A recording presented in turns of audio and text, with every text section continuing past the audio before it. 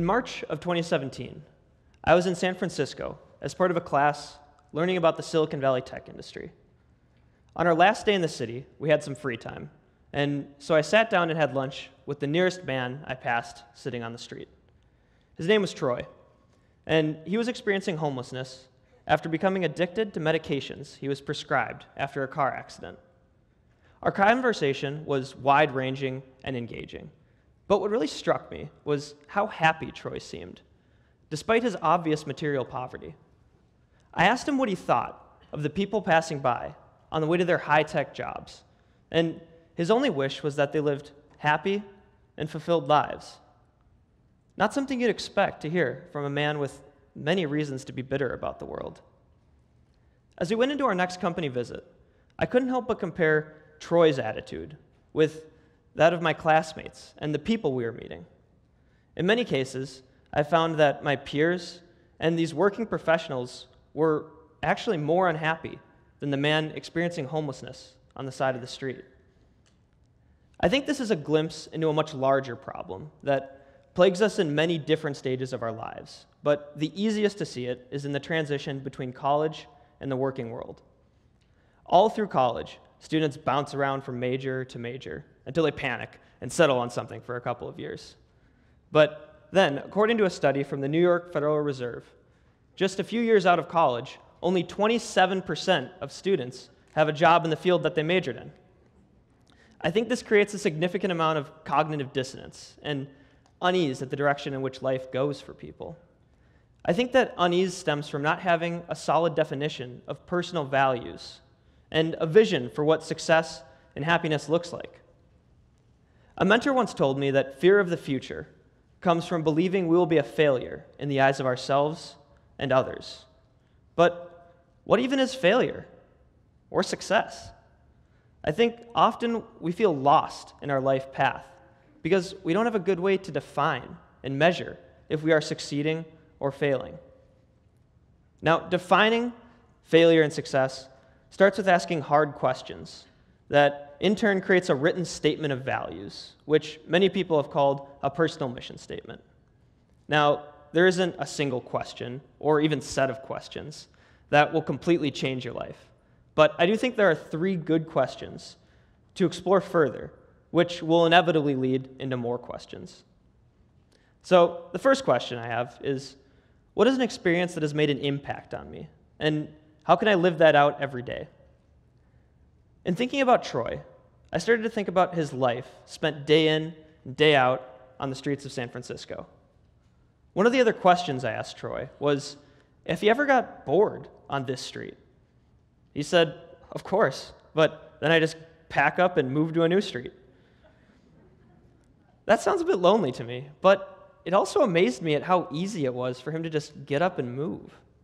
It was because of this experience that I started to think about living a simple life. I thought about all the stress I put on myself because of my desire to own more things. And as Dr. Darnold found, that led me down the TED Talk rabbit hole of minimalism, which I encourage you all to lose yourself in. It was a great opportunity to learn, but I'm not lying to you when I say it's a deep rabbit hole. The next question I asked was, when am I most happy, and how can I maximize those opportunities? Now, this wasn't hard for me. I pull a lot of my energy from spending time with people I care about. I have a mild obsession with board games, and this picture is of a weekly board game night that makes Thursday nights the best night of the week for me. Now, when you're thinking about this question on your own, there is an idea backed by study after study to keep in mind. And that is that wealth only makes you significantly happier when it pulls you out of poverty. I've created my own representation of the data here. As you can see, there's diminishing returns. Don't connect your happiness with the amount of money that you earn. And don't put opportunities to earn before opportunities to do things that you enjoy. In the 74-year-long study on health and happiness conducted by Harvard, friendship and connection were the 2 best predictors for a longer, happier life. Wealth is important, but not as important as it seems at first. So don't fall into the trap of believing that in order to maximize opportunities to be happy, you must first be wealthy. Finally, you're ready to ask yourself, what does success mean to me? After thinking about significant life experiences and where you find happiness and meaning, then you can start to write down these values as a way to judge your success and failure by.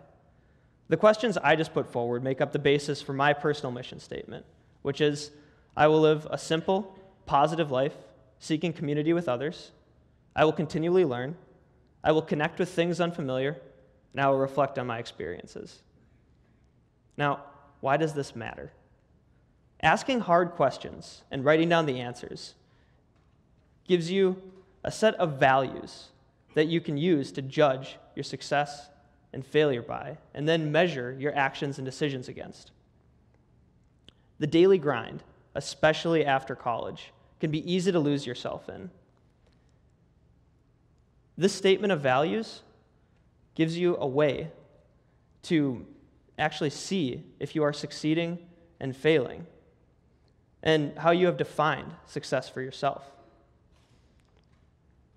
This is also an important thing because it gives you the conviction that comes with understanding your values and the strength of knowing what you are willing and unwilling to compromise on. That's why this has been an important tool for great leaders such as Gandhi and Oprah. Now, while I love these questions, they only represent the beginning of understanding yourself.